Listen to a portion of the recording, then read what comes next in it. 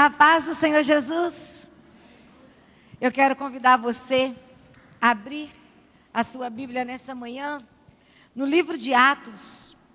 Se você puder deixar a sua Bíblia aberta, no livro de Atos, capítulo 9, nós vamos refletir um pouquinho nessa manhã a respeito de algo que desafia o meu coração, desafia o seu coração, que é a necessidade que eu e você temos de desenvolvermos hábitos saudáveis.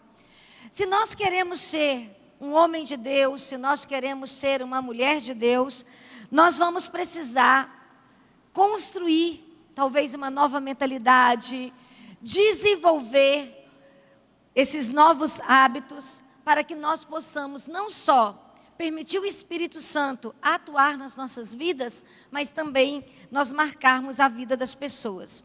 Você pode abrir a palavra do Senhor no livro de 1 Tessalonicenses, capítulo 5, versículo 23. O nosso texto básico será Atos 9. Mas, compartilhando com você nessa manhã, 1 Tessalonicenses, capítulo 5, versículo 23, que nos diz assim: que o próprio Deus da paz o santifique inteiramente, que todo o espírito, alma e corpo de vocês seja conservado irrepreensível na vinda do nosso Senhor Jesus Cristo. Todos nós temos hábitos, alguns bons, alguns ruins. Se você parar para dar uma olhadinha aí, você vai perceber que há alguns maus hábitos que eu e você temos, que será muito bom se eu e você tomarmos uma decisão de corrigirmos esses maus hábitos. Algumas coisas não nos incomodam, mas incomodam quem está perto de nós. Provavelmente, você aí dentro da sua família, dentro da sua casa, você pode ter um mau hábito que incomoda quem está perto de você. Talvez você seja mais organizado, mais relaxado, mas de alguma forma você pode estar incomodando quem está próximo. O que nós precisamos entender é que os nossos hábitos são arranjos que nós vamos colocando nas nossas vidas, que nós vamos praticando no dia a dia, que muitas vezes nos quebram e quebram também as pessoas que estão próximos de nós.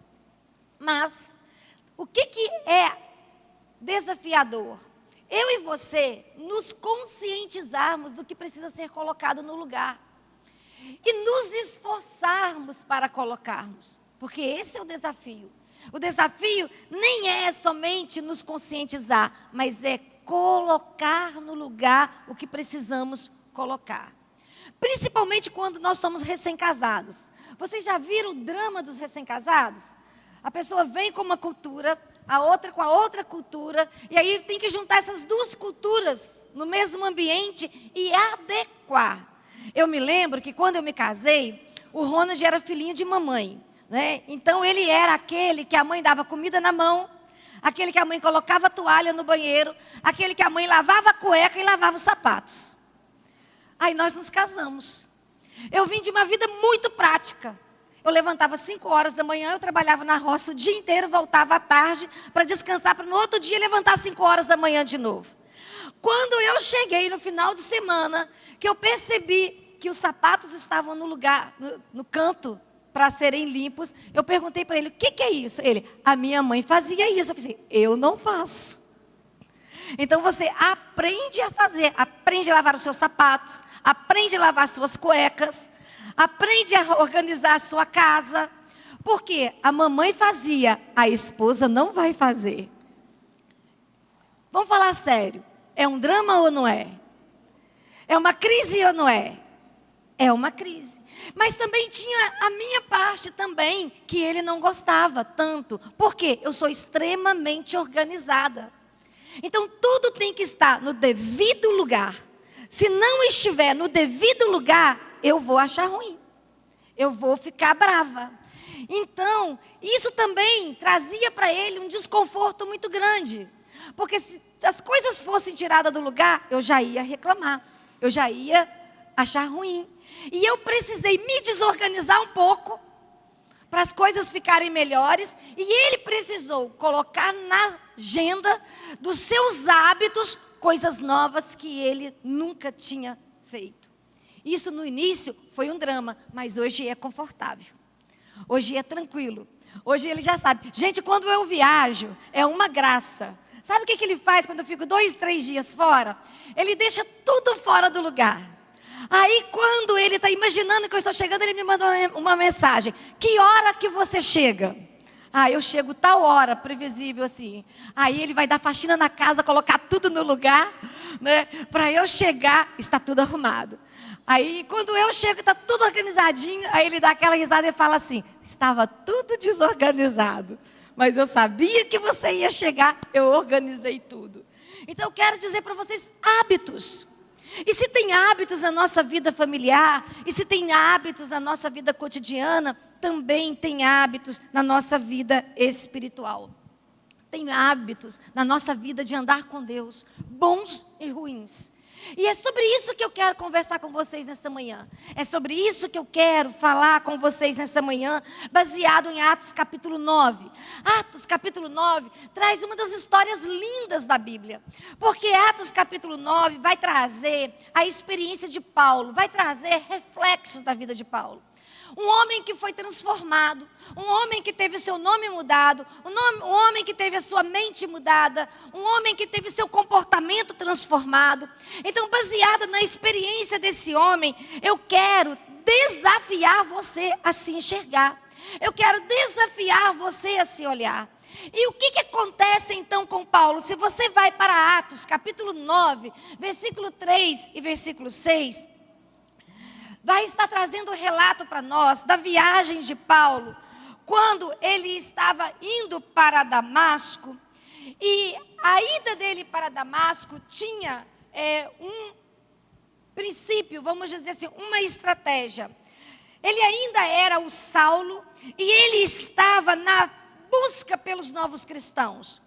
Ele achando que estava agradando a Deus, achando que estava fazendo a vontade do Senhor, ele está indo para dar continuidade à estratégia de: encontrei um cristão pela frente, eu vou matá-lo, porque essa é a ordem que eu tenho. E esse texto vai dizer que, aproximando dessa cidade, algo inusitado acontece. Algo que não estava na agenda de Paulo. Algo que estava mexendo com a sua estrutura. Ou melhor, iria mexer com a sua estrutura. É o momento da sua experiência pessoal. É o momento do que eu vou chamar de experiência genuína com Jesus. E é isso que eu e você precisamos ter. Se eu e você não tivermos uma experiência genuína com o Senhor, nossa mente não vai ser transformada, nosso comportamento não vai ser mudado e os nossos hábitos vão continuar o mesmo. Então, os mesmos hábitos de 30 anos atrás, você vai estar praticando, mesmo se pessoas à sua volta estão desconfortáveis, mesmo se agindo dessa maneira, você não reflete a glória, você não reflete o poder, você não reflete a maturidade, você não reflete a experiência profunda com Deus. Só que Saulo, aproximando de Damasco, vai a palavra do Senhor dizer que Jesus aparece numa forma de uma brilhante luz. E quando essa luz, mais forte do que o sol do meio-dia, tão brilhante, ao ponto de Saulo ir para o chão e ficar cego, ele desenvolve um diálogo da seguinte maneira, com uma indagação, com uma pergunta. Quando ele se depara com aquela luz, quando ele cai e quando ele percebe claramente que está sem visão, ele não pergunta o que é isso. Ele não pergunta o que está acontecendo. Ele não pergunta: um astro, um meteoro caiu aqui. Ele simplesmente vai dizer: quem és tu, Senhor? Porque não era simplesmente o brilho de uma luz. Não era apenas uma claridade intensa. Era uma presença manifesta. Era uma presença que não passa desapercebida. É uma presença que faz o nosso coração acelerar. É uma presença que deixa deixa as nossas pernas bambas. É uma presença que mexe com a nossa estrutura. E é uma presença que não nos deixa dúvida. Nós sabemos muito bem o que está acontecendo conosco naquele momento, que não é algo que nós promovemos, não é algo que pessoas podem direcionar a nós, mas é algo que o próprio Deus se manifesta, se revela, e quando isso acontece comigo e com você, nós sabemos o que está acontecendo conosco. Saulo, ele não pergunta o que é isso, ou o que está acontecendo. Paulo simplesmente pergunta: quem és tu, Senhor? Porque a grande claridade, ou a intensa luz, era o poder da presença. A presença que nos desperta, a presença que nos desafia, a presença que nos coloca em movimento. Então, uma experiência genuína, uma experiência particular, uma experiência prática. E aí eu quero perguntar a você nessa manhã: você já teve essa experiência com Jesus? Você já teve o seu encontro?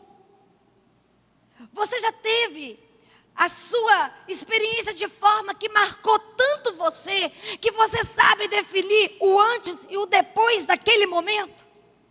Esse momento foi tão decisivo na sua vida, que ele te fez ficar uma pessoa sedenta e faminta pelo Senhor. Esse momento foi tão decisivo na sua vida, que te tirou do lugar que você estava, movimentou a sua vida, realmente mexeu com a sua estrutura, porque não foi simplesmente vamos dizer assim, um esclarecimento ou uma interpretação de realidade, mas uma experiência poderosa com o Senhor. Eu sempre vou dizer que eu tive uma experiência muito profunda com Jesus. Primeira coisa, queridos, eu quero dizer para vocês que eu detestava crente. Pensa numa pessoa que detestava crente. Eu achava crente chato, eu achava crente enjoado, eu achava crente orgulhoso. Esse negócio de ter certeza de salvação era o fim para mim. Então, se fosse depender da minha pessoa, eu jamais me tornaria uma pessoa cristã evangélica. Se fosse depender de mim, eu jamais estaria dentro de uma igreja evangélica. Se fosse depender de mim, eu jamais estaria nesse altar exercendo o ministério pastoral. Só que eu tive o meu encontro genuíno. Só que eu tive a minha experiência particular. E quando eu tive o meu encontro genuíno, a minha visão mudou, a minha postura mudou. Eu sempre brinco que eu tinha um sonho na minha mente, e o Senhor mudou todo o meu sonho, mudou todos os meus planos, simplesmente porque eu tive um encontro genuíno, e esse encontro genuíno me fez aproximar do seu coração para servi-lo com intensidade. E aí a pergunta nessa manhã é: você teve esse encontro? Você sabe como ele aconteceu? Você sabe como ele sucedeu? Porque na maioria das vezes nós vivemos num sistema enganoso de religiosidade. Muitas vezes eu e você não conseguimos discernir a proposta que Jesus traz para uma vida efetiva, para uma vida de frutificação, para uma vida de poder, para uma vida de graça. Eu gosto muito de ler a respeito de avivamento. E quando eu estou lendo a respeito de avivamento, eu percebo claramente que quando Deus toma uma pessoa, não só a vida dessa pessoa é transformada, mas por onde ela passa, a transformação vai acontecer. E isso me desafia profundamente, porque mudar é desafiador. Mas você só muda quando você realmente se converte. E conversão é um convencimento diário que vai acontecendo dentro de você. Não é de fora para dentro, mas é de dentro para fora. É quando você se convence da verdade da palavra. É quando você se convence da autoridade da palavra. É quando que você convence que andar no cristianismo, sem unção, sem autoridade, sem graça e sem poder, é perder o melhor que Deus tem para a sua vida. É quando você se convence que não dá para ser simplesmente um cristão na nossa época, mas você precisa ser cheio do Espírito Santo, você precisa ser cheio da autoridade, e quem com você diariamente, sabe que você teve um encontro com Jesus. E aí Saulo tem esse encontro. E quando Saulo se achava, vamos parar para pensar. Quando Saulo se achava matando os discípulos, matando os cristãos, Jesus propõe para ele um novo momento. Jesus propõe para ele uma nova experiência. Jesus propõe para ele novas ações, novos hábitos. Então, meu amigo, minha amiga, meu irmão, minha irmã, se você está aqui nessa manhã, você tem construído novos hábitos, pelo menos no final de semana, no domingo de manhã, vir ao templo, adorar o Senhor e buscar o Senhor. Mas o que Cristo tem te proposto? O que você tem feito ou realizado? Ou como você tem respondido os desafios que estão pertinho de você? Porque não dá para ficar simplesmente adorando a Deus sem experiência genuína.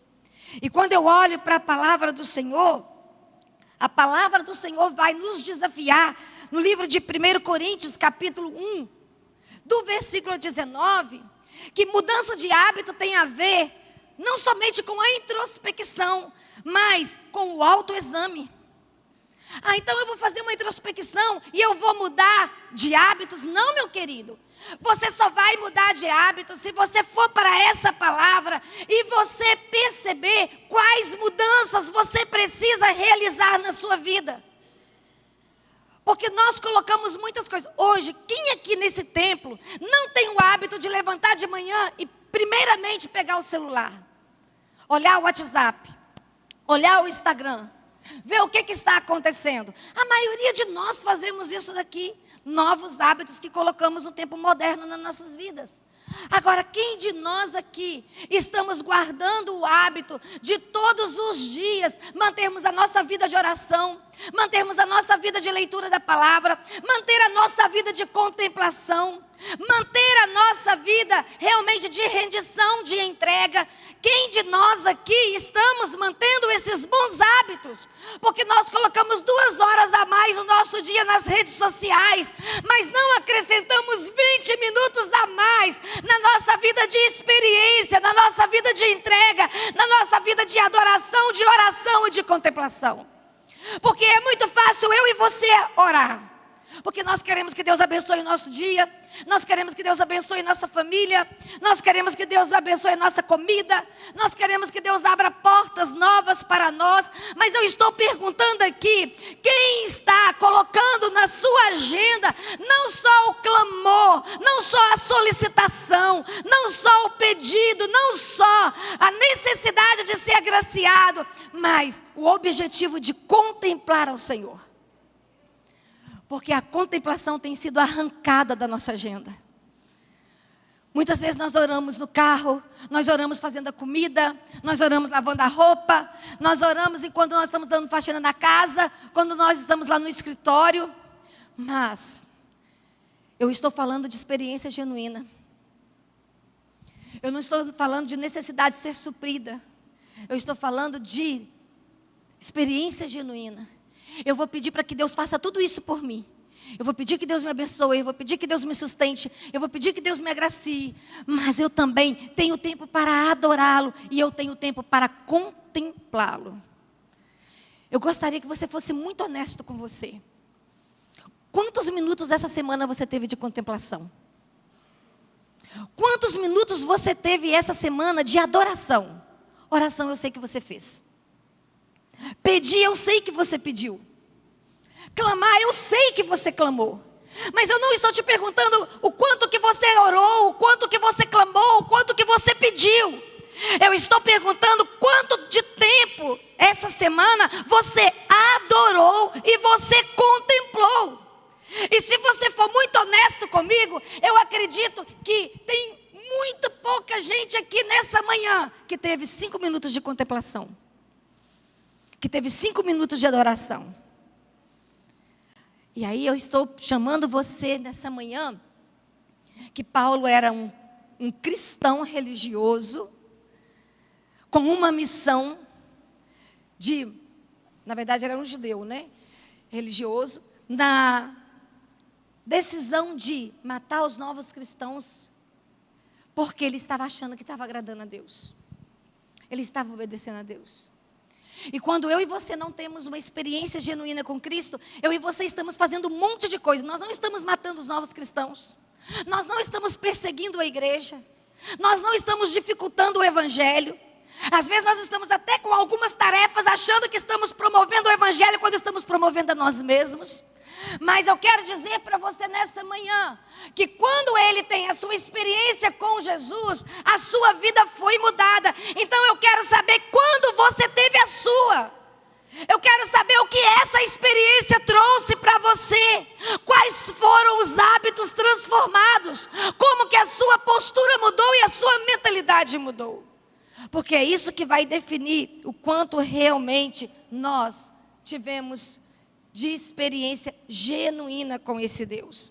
Mas se você vai para Atos 9, do versículo 8 ao versículo 9, a gente vai encontrar Saulo no chão.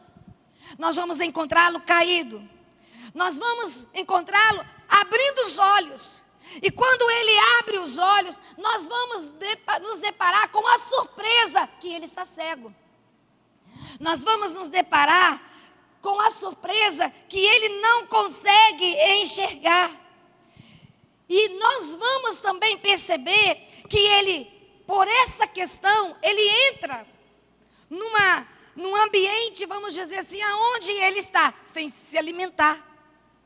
A palavra, ela é explícita em dizer, não comeu e não bebeu. Olha bem o que eu quero dizer para vocês nessa manhã. Desde a queda do homem, a nossa alma foi invadida por uma doença que nós damos o nome dela de pecado. Desde que o homem quebrou a sua aliança, desde que o homem quebrou o seu contrato. E essa doença que entrou na minha e na sua alma, que todos nós, infelizmente, fomos tocados por ela. Quando a gente olha para a palavra, nós vamos entender que nós precisamos então passar por uma mudança de experiência. Tem a Rosângela no estado normal, na vida normal, e vivendo a prática de uma vida moral correta, mas também cedendo a algumas práticas de pecado que não incomoda, e tem você da mesma maneira. Só que eu quero convidar você a pensar, o que está por trás dos maus hábitos?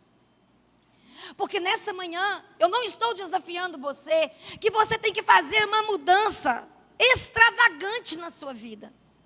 Eu estou dizendo para você que eu e você precisamos fazer mudanças simples no nosso jeito de viver, no nosso jeito de pensar, no nosso jeito de responder à vida, porque se nós fizermos essas mudanças, nós vamos trabalhar alguns hábitos que são prejudiciais, que são negativos para o nosso crescimento, para o nosso desenvolvimento, para a nossa maturidade e para uma experiência mais íntima com Deus. E como que eu e você precisamos fazer isso? Porque tem pessoas que caminham conosco que nós percebemos uma transformação muito grande na sua história. Queridos, mas tem pessoas que caminham com a gente que a gente não percebe mudança nenhuma. Passa 2, 4, 10 anos, o jeito de falar é o mesmo, o jeito de vestir é o mesmo, o jeito de responder é o mesmo. Nós não podemos parar de perceber que nós estamos em desenvolvimento, é natural. E estando em desenvolvimento, daqui 2 anos eu tenho que estar pensando diferente. Daqui 2 anos eu tenho que estar me comportando diferente. Daqui 2 anos eu tenho que ter coisas novas para passar para vocês, dizendo que eu cresci, que eu aprendi, que eu amadureci, que eu rompi. E o que nos preocupa como pastor e pastora de uma igreja local? Que tem muitas pessoas que a gente convive, que passa 5 anos, a gente percebe que a estrutura é a mesma. O jeito de responder é o mesmo. E não há desenvolvimento nem crescimento. Então tá, pastor, entendi. O que eu preciso fazer? Sabe o que você precisa fazer? Tiago, capítulo 1, versículo 21, vai falar que nós precisamos de cura das nossas memórias. Se você quer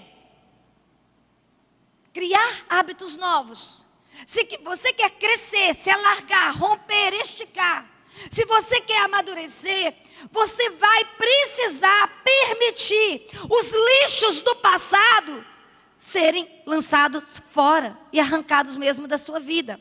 Vamos para Tiago 1:21. Portanto, livre-se de toda impureza moral e da maldade que prevalece, e aceitem humildemente a palavra implantada em vocês, a qual é poderosa para salvá-los. Então, o que eu e você vamos precisar? Primeiro, cura da nossa memória. O que não é bom, que você precisa deixar de fazer, que você precisa abandonar? O que fizeram com você que foi muito ruim, que você também precisa deixar para trás, levantar a sua cabeça e seguir em frente? O que você precisa realmente arrancar dos seus sentimentos e dos seus pensamentos para que coisas novas sejam colocadas no lugar? Você nunca vai ter uma nova visão se você não romper com a visão antiga. Você nunca vai ter um novo sentimento se você não romper com o sentimento antigo. Você nunca vai ter uma nova experiência se você permanecer praticando as coisas do mesmo jeito. E aí a palavra do Senhor vai nos dizer, né? Peça a Deus cura das memórias. Quais memórias Deus precisa te curar? Ah, pastora, me rejeitaram, não apostaram em mim, não acreditaram em mim. Queridos, isso não é problema para nós humanos, isso acontece com todo mundo. Isso acontece com você, isso acontece comigo também. Tem pessoas que não apostaram, teve pessoas que não confiaram, teve pessoas que não investiram. E nem por isso eu fiquei parada lá atrás. Porque tem um Deus que sempre vai tomar você pelas mãos e vai dizer: se o homem não investe, eu invisto. Se o homem não confia, eu confio. Se o homem não te dá a oportunidade, eu crio oportunidade para você. Se tem alguém que não quer te apoiar, eu trago pessoas de longe para te apoiar. Mas eu vou refletir na sua vida o Deus que ama você e acredita em você. Só que eu e você criamos umas amarras na nossa vida, sempre olhando para trás e dizendo: meus pais fizeram comigo, meus avós fizeram comigo, meus professores fizeram comigo, meus amigos fizeram comigo. Tá, meu querido, tá, minha querida, mas o que você está fazendo com o que fizeram com você? Você está colocando como degrau para você subir e ir mais longe, para você chegar aonde nenhum homem pode te colocar, mas a mão do Eterno, do Poderoso te leva e te coloca e confunde aqueles que ficaram esperando que você não daria conta. Então é isso que eu quero dizer para você: cura das memórias. E se você quer um bom livro para ler, lê o livro do David Simmons, Restaurando a Alma. Lê esse livro. Tem Restaurando a Alma, tem Restaurando as Memórias. Lê esse livro. Vai te ajudar bastante. Só que se você vai para Filipenses capítulo 4, versículo 8, Paulo vem trazendo ali algumas questões práticas, porque eu estou falando de hábitos. E hábitos tem que ser coisa prática, para eu e você aplicarmos nas nossas vidas. Quando você olha para Filipenses capítulo 4, versículo 8, você vai ver uma lista de questões que eu e você, então, precisamos aplicar nas nossas vidas para ver realmente uma mudança. Porque primeiro você vai mudar o seu jeito de pensar. Aí depois você vai mudar o seu jeito de comportar. E aí o que a palavra do Senhor vai nos dizer? Tudo que é verdadeiro. Queridos, talvez você vai dizer assim: a pastora está usando muito mais psicologia nessa manhã do que a Bíblia. Não, estou usando a Bíblia. Olha bem, nós construímos algumas crenças disfuncionais. E o que é crença disfuncional? São crenças mentirosas. A minha mente e a sua mente têm o hábito de acreditar em mentiras que a nossa própria mente constrói. Não é o outro que diz, é a minha mente, o que nós chamamos de pensamentos automáticos. Aqueles pensamentos que invadem a sua mente, que você não consegue deter, que você não administra bem, mas que te desestrutura, que te confunde, que te abate, que te abala, que te desanima, que tira a sua força, que tira a sua coragem, que desconstrói a sua autoimagem. E aí a palavra do Senhor vai dizer para nós que tudo que é verdadeiro. E o que é verdadeiro? A palavra de Deus na minha e na sua vida. O que Deus diz a seu respeito, a meu respeito. É isso que é verdadeiro.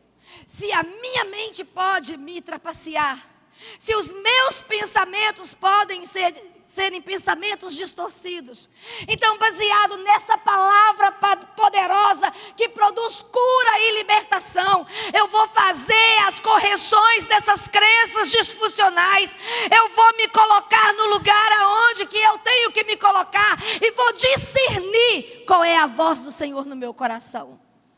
Entre os pensamentos distorcidos na minha mente e a voz do Espírito no meu espírito, eu vou precisar ficar com a voz do Espírito no meu espírito, porque aí o meu pensamento vai dizer: você não consegue, e na palavra do Senhor você vai declarar: tudo posso naquele que me fortalece. Eu consigo sim, porque Ele me ajuda e Ele me sustenta. Se Saulo conseguiu, você consegue também. Se Saulo conseguiu, eu consigo também. E aí a gente está falando de misticismo, porque tem crente que lê horóscopo. Eu não entendo.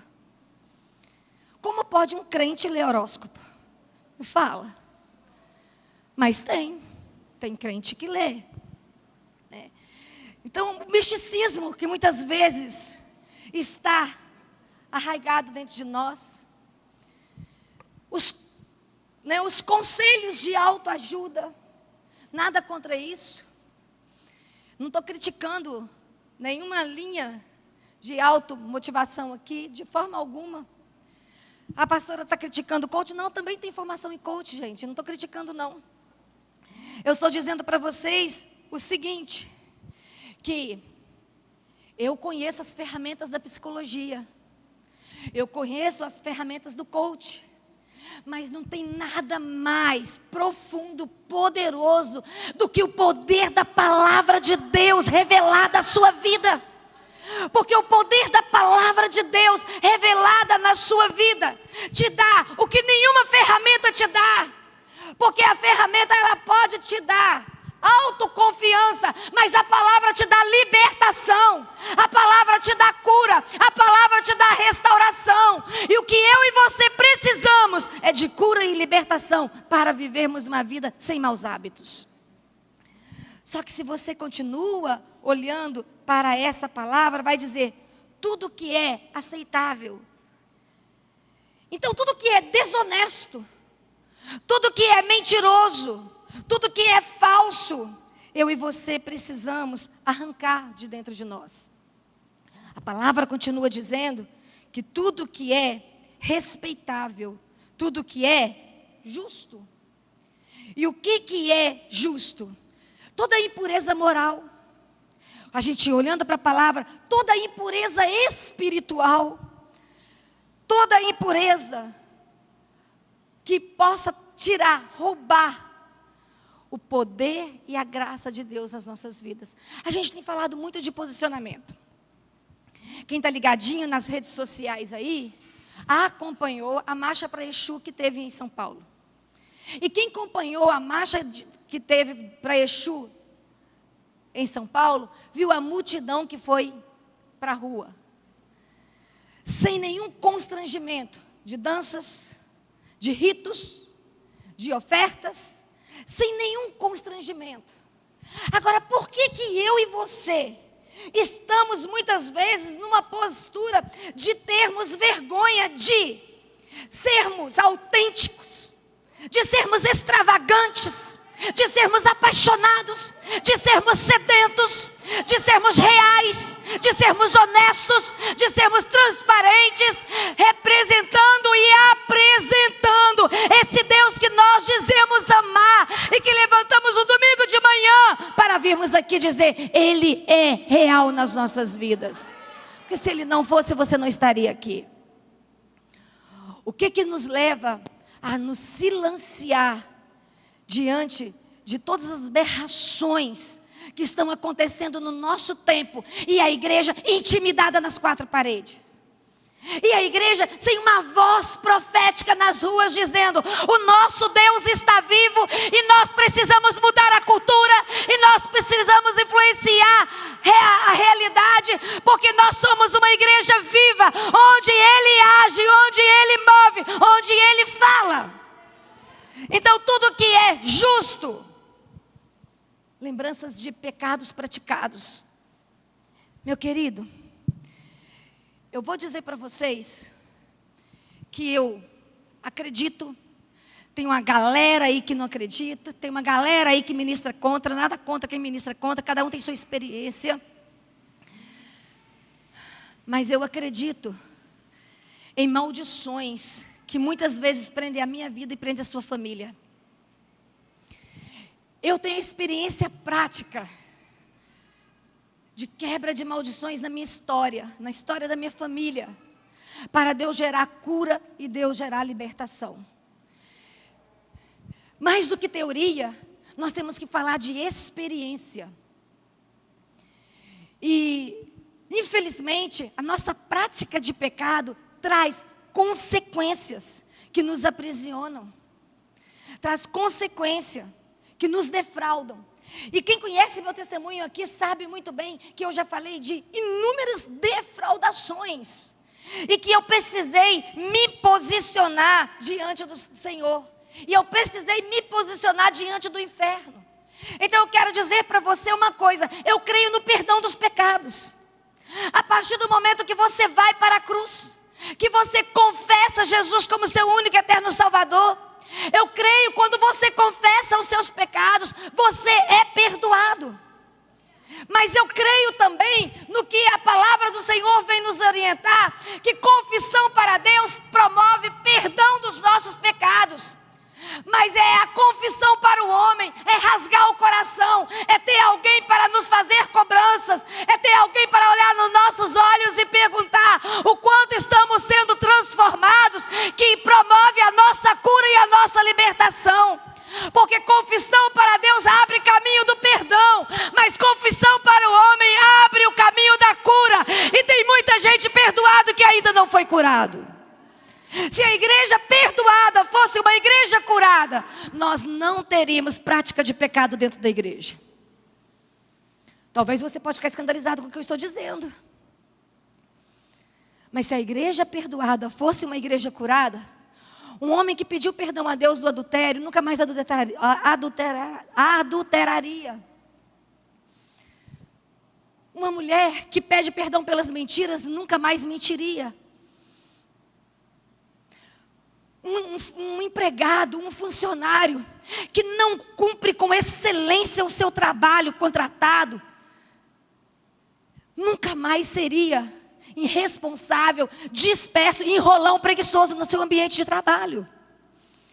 Sabe por quê? Porque além do perdão, caminha na cura. Então eu quero dizer que muitas pessoas eu enxergo caminhando no perdão, mas não caminhando na cura. E porque não caminham na cura, infelizmente, a prática do pecado é visível dentro da igreja.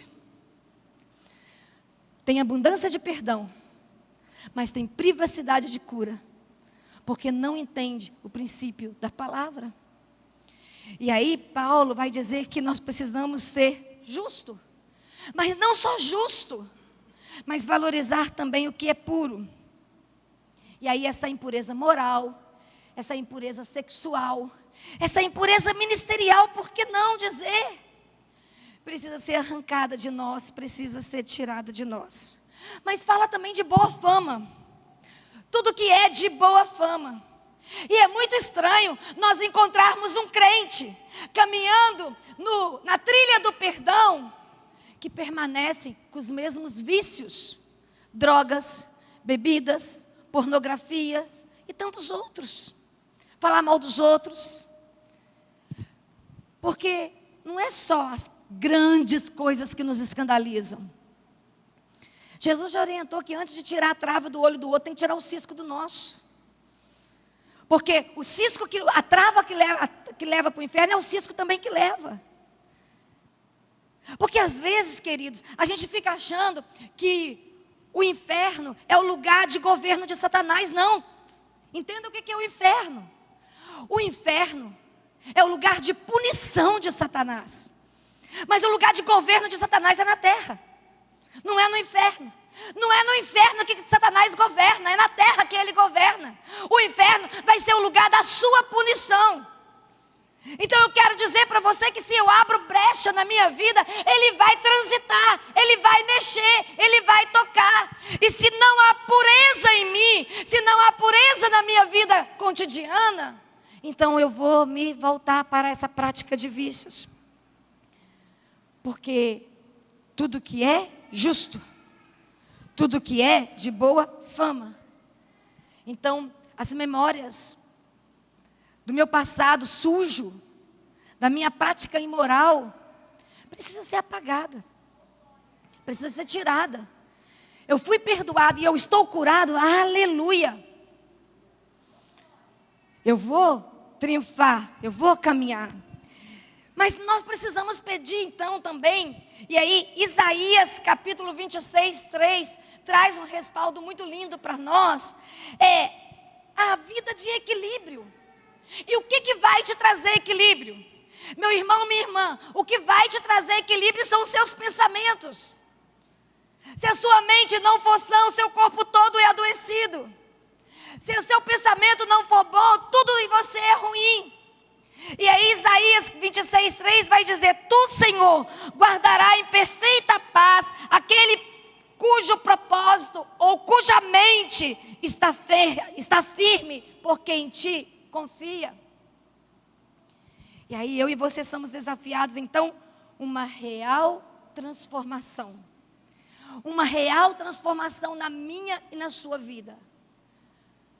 E essa real transformação vai ser percebida por você, mas vai ser legitimada pelos outros. E as pessoas vão dizer: realmente essa pessoa mudou, ela mudou o jeito de pensar, ela mudou o jeito de andar, ela mudou o jeito de negociar, ela mudou o jeito de fazer as coisas. Então, se eu preciso pensar, ou melhor, pedir a Deus cura para as minhas memórias, eu preciso também pedir equilíbrio dos meus pensamentos. E aí, olhando para a palavra, me libertar do medo, me libertar da amargura, me libertar do ódio, me libertar do egoísmo, me libertar da miséria. E quando eu falo de miséria, eu não estou falando de questão monetária. Eu conheço pessoas que têm acúmulos de bens, mas vivem uma vida de miséria. Miséria emocional, miséria espiritual, miséria relacional. E aí a gente precisa romper com essas forcas que vão nos matando aos poucos. Mas pede a Deus também a purificação. É a purificação da sua vontade. E aí eu convido você a ir para Colossenses capítulo 3, versículo 5. Assim façam morrer tudo o que pertence à natureza terrena de vocês: imoralidade sexual, impureza, paixão, desejos maus, ganância, idolatria. E aí vem a lista de coisas que eu e você precisamos abrir mão para vivermos uma vida de purificação, para sermos realmente santos. E pedir a Deus cura para o nosso físico. Nós precisamos de cura física. Tem muitas doenças que nós lidamos, que nós precisamos de estrutura física. Olha o que João, na terceira carta de João, capítulo 1, versículo 2, vai dizer: Amados, oro para que vocês tenham boa saúde, e que tudo lhe corra bem, assim como vai bem a sua alma. Então, meu querido, minha querida, o nosso alvo não é só que você seja emocionalmente saudável. O nosso alvo não é que você seja só espiritualmente saudável. O nosso clamor é para que você seja também fisicamente saudável. Porque as nossas forças, elas vão acabando. Da forma que a idade vai chegando, a gente vai vendo que a gente tem muito menos vigor. E aí, queridos, nós vamos precisar de força, de saúde física. Semana passada eu tive um final de semana muito intenso. com a vinda do meu pai morar na minha casa, eu me desorganizei um pouco. E essa desorganização aconteceu na minha agenda.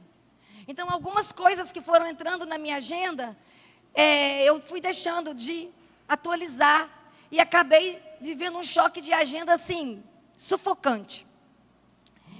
E aí eu tinha que estar, sexta-feira passada, em Cabo Frio, para uma ministração, num encontro, numa conferência que aconteceu lá. Só que eu tinha que estar sábado à noite em Ipatinga. Então eu quero dizer para vocês, olha a loucura. Eu desci para Cabo Frio, ministrei na sexta-feira, voltei para Ipatinga para ministrar sábado em Ipatinga e para estar aqui no domingo com a minha família, que era Dia dos Pais. Eu fiquei exausta. Pensa no cansaço. Fiquei muito cansada. E eu falei com Deus, tem coisa que eu não dou conta mais. Tem coisa que não dá mais para ser extravagante. Antes dava para fazer isso. Dirigir 11 horas e pregar muito bem, feliz da vida, e continuar no outro dia pregando do mesmo jeito. Hoje já não dá mais. Eu estou agora aqui de manhã com vocês, à noite eu estou em Alto Caparaó, ministrando. Então eu quero dizer para vocês que nós temos uma agenda puxada, nós temos uma correria para dar conta. Só que eu quero chamar a sua atenção que a nossa oração não é só espiritualmente bem, emocionalmente bem, fisicamente bem também. Porque o Senhor quer você integralmente saudável. Então eu estou te desafiando a realmente olhar para você e dizer, você tem uma vida realmente trabalhada pelo Senhor, para que o Senhor possa tocar poderosamente em você e agir através de você? É orar para estar bem espiritualmente, é orar para estar bem emocionalmente, é orar para estar bem fisicamente, para você exercer o seu chamado com a eficácia que precisa ser exercido. Mas se você vai para a palavra, você precisa entender na experiência de Saulo, agora já Paulo, que você precisa de conexões. E o que seria isso? Conexão com pessoas maduras que vão te apoiar. Olha o que acontece. Ele tem um encontro extraordinário.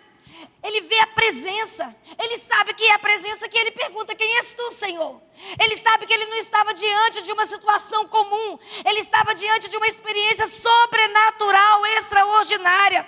Ele sabe muito bem que ele tem que passar por um processo de mudança, por um processo de transformação. O seu jeito de lidar com as coisas tem que mudar, o seu jeito de responder às pressões tem que mudar, a sua posição tem que mudar. Só que não dá para fazer isso sozinho. E aí, se você vai para 10 e 11 do capítulo 9, você vai encontrar um homem chamado Ananias. E Ananias não era apóstolo.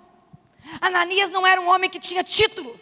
Ele era apenas um homem de Deus. Ele não era apóstolo, ele não era mestre, ele não era sacerdote, ele não era levita, ele não era profeta, ele era um homem de Deus.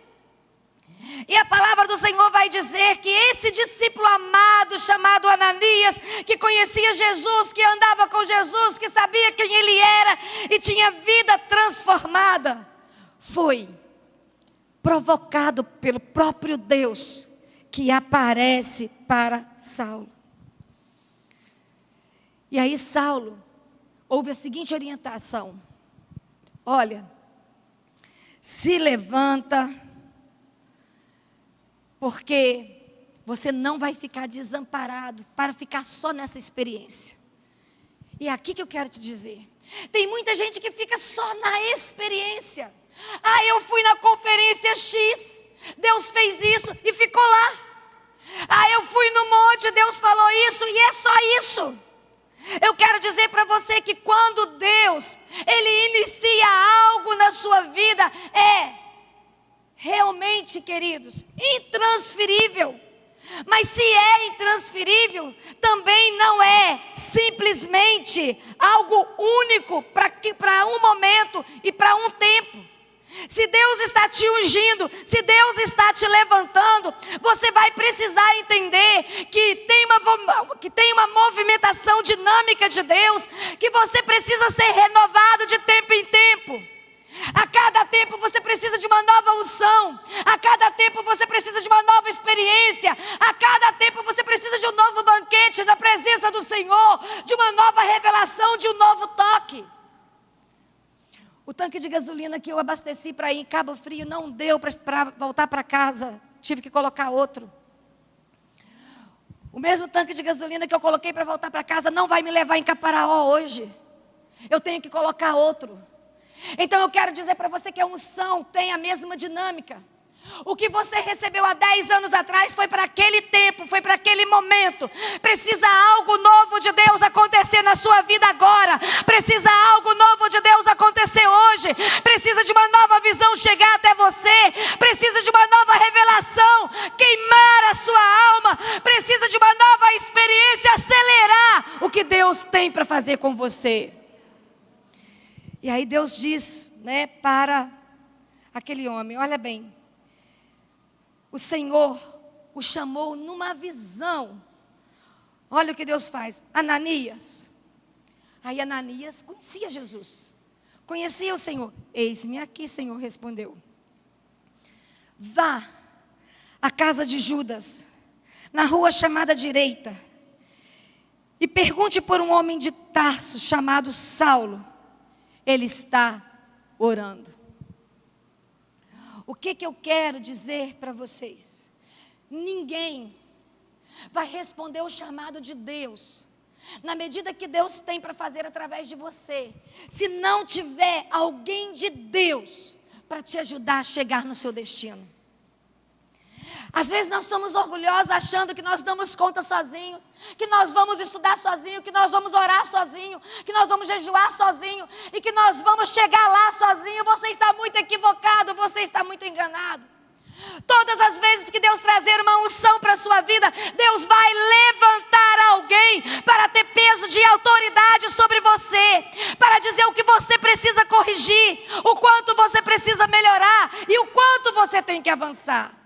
Se você não tiver alguém maduro, se você não tiver um Ananias na sua vida para dizer, muda esse pensamento, muda esse comportamento, coloca isso no lugar, perdoa isso, se liberta disso, você não vai chegar aonde Deus planejou para você. Só que eu e você muitas vezes temos dificuldades para isso. E aqui nós temos vários ambientes que te ajudam. Nós temos o RA, nós temos os grupos de pastoreio, nós temos os aconselhamentos. Então eu quero dizer para você, você só não vai crescer se você não quiser. Porque nós cremos que existem Ananias neste lugar, para investir na sua vida e te ajudar a crescer. Mas não adianta também ter alguém que seja maduro espiritualmente, que vai falar a verdade que a gente precisa ouvir, que vai nos dar as orientações, se nós não construirmos um relacionamento com o Espírito Santo. E aí se você vai para Atos 9, 17 e 19, a palavra do Senhor vai dizer que Ananias foi, obedeceu a orientação, ele entrou na casa, ele encontrou Saulo orando, e ele é extremamente carinhoso, porque ele sabia quem era Saulo. E ele entra e diz, irmão Saulo. Eu ia dizer assim, o perseguidor Saulo, né? O assassino Saulo. Não, irmão Saulo. E ele coloca as mãos sobre Saulo. E quando ele coloca as mãos sobre Saulo, a palavra do Senhor vai nos dizer que Saulo fica cheio do Espírito Santo. Nós precisamos de pessoas para colocar as mãos sobre nós. Ontem eu estava lendo algo sobre Randy Clark, que vai ter o Voa, infelizmente deu outro choque de agenda, gente. Eu fiz 3 agendas para o mesmo dia.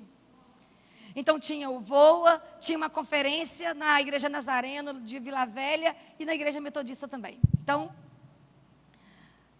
deu choque de agenda de novo, porque como eu falei, eu me desorganizei na minha agenda, com a mudança da rotina, né, da minha casa.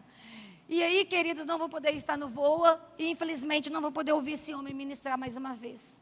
E aí eu quero dizer para vocês o seguinte, quando eu estava ontem lendo a respeito da experiência do Randy Clark, ele vai trazer algo que é moderno para o nosso tempo. Ele vai trazer algo que não é tão falado, não foi tão falado na década de 70, na década de 60, Mas ontem eu fui ler que 1800 e pouco, essa experiência era vivida de forma extravagante. E eu falei, como que a gente não ouvia falar sobre isso? Como que nós não fomos ministrados a respeito disso há 30 anos atrás? Teria sido tão melhor para nós termos essas ministrações há 30 anos atrás do que agora. E aí ele estava trabalhando o tema transferência de unção. E aí ele faz a seguinte menção, que a transferência de unção é simplesmente a transferência da graça que atua na vida de uma pessoa e passa a abundar e a atuar na vida de outras pessoas. E é isso que nós precisamos viver. Nós precisamos ter pessoas que venham até nós, que coloquem a mão na nossa cabeça, como Ananias fez com Saulo, e diga para nós: receba o poder do Espírito, receba a autoridade do Espírito, receba a graça que atua na minha vida e seja realmente impactado e sustentado pela presença bondosa do Senhor. Uma presença com o Espírito Santo. Mas nós só temos essa experiência se nós tivermos coragem de nos render. E a rendição é algo difícil de acontecer. Eu tenho uma imagem na minha mente, que um dia eu cheguei na praia e tinha uma adolescente se afogando. E o salva-vida correu para poder salvá-la. Só que ela não facilitou o salvamento. Ela não se rendeu, porque se você está se afogando, eu fui entender lá naquele dia, se a gente está se afogando, o que a gente tem que fazer? Se render. Se entregar plenamente. A gente não pode brigar, a gente não pode lutar. A gente tem que confiar que a pessoa que está nos salvando é capaz para salvar. E a gente tem que se lançar plenamente. Só que a garota não facilitou. E infelizmente ela veio a óbito. Uma menina linda, quando ela é trazida para a areia e colocada na areia morta. E eles explicando o que aconteceu, o que foi dificultado o salvamento dela. Na hora, eu coloquei no meu coração, se algum dia eu afogar, eu me rendo. Totalmente. Não faço nada. Fico quietinha. Só que eu e você, muitas vezes com o Espírito, nós não nos rendemos. Ele vem para nos salvar. Ele vem para nos impactar. Ele vem para nos tirar daquela tempestade, daquela dificuldade, daquela tribulação, daquela insegurança, daquela instabilidade que estamos. Mas nós queremos manter o controle. Nós queremos segurar as coisas do jeito que estão. Nós queremos do nosso jeito, da nossa maneira. E nós não nos rendemos ao Senhor. E porque não nos rendemos ao Senhor, morremos espiritualmente. E aí, querido, se eu tenho na minha mente a cena daquela garota morta na areia,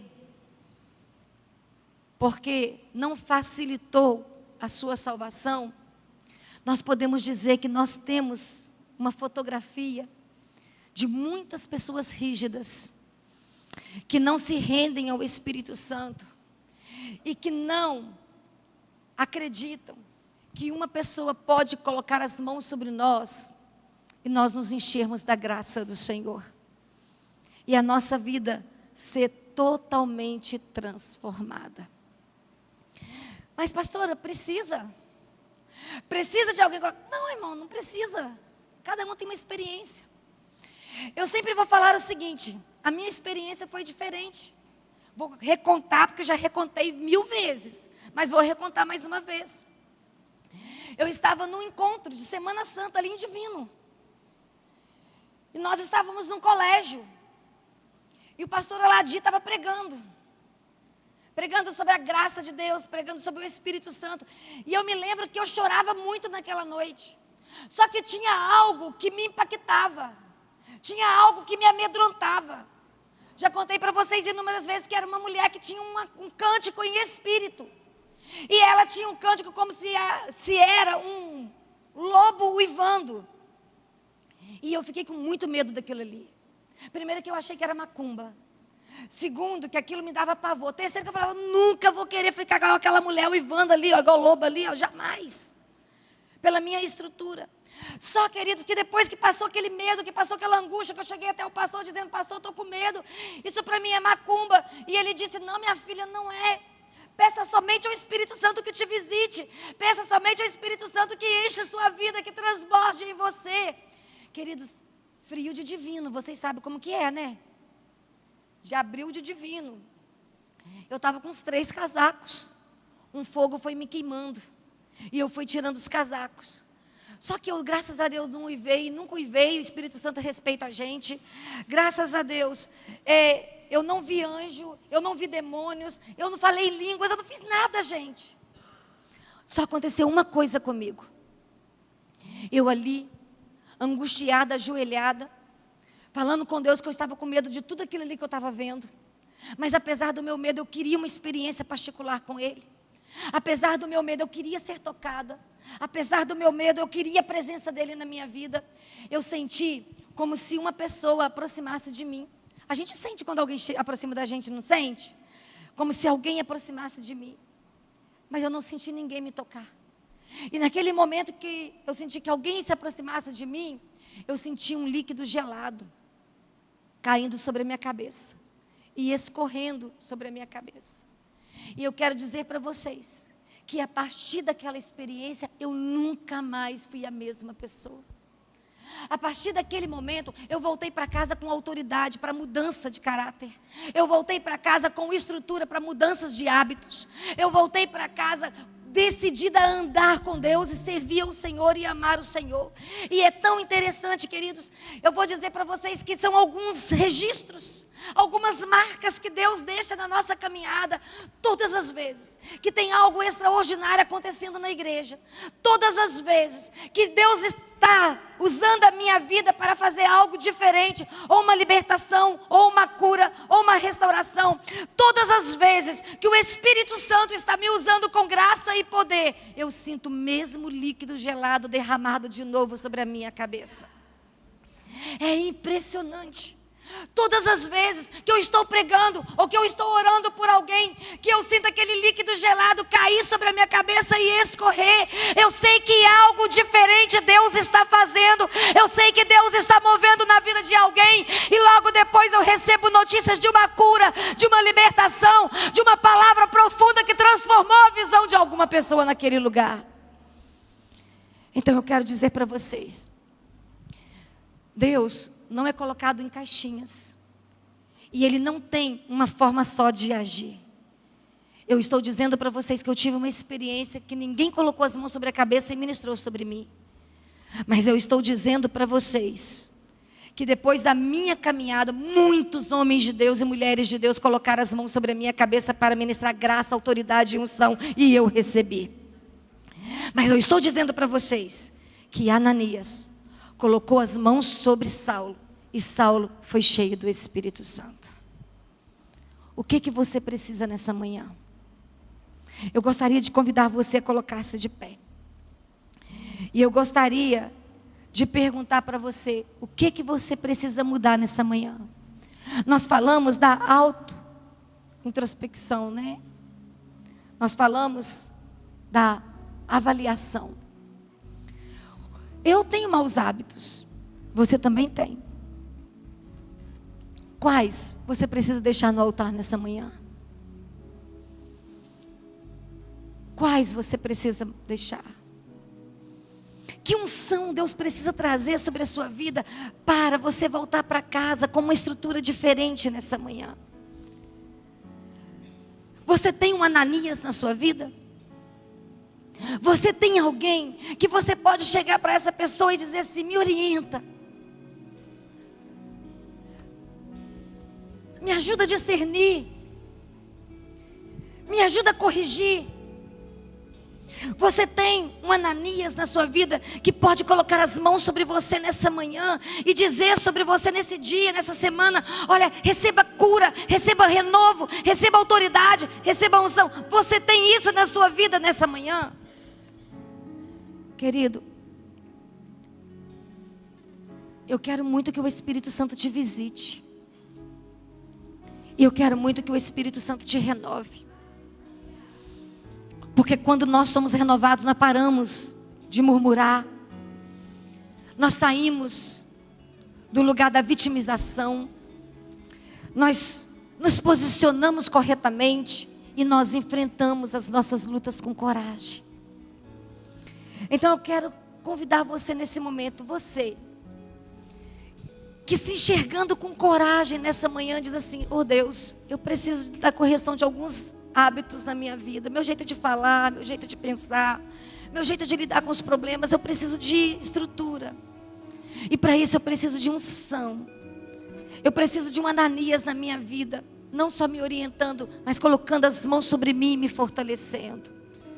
Você precisa de fazer essas correções? Você precisa dessa posição? Você precisa dessa resposta para o seu coração? Se você precisa, eu gostaria de chamar você a sair do seu lugar. Eu gostaria de convidar você a vir para esse altar nessa manhã e dizer: Deus, é aqui que eu preciso.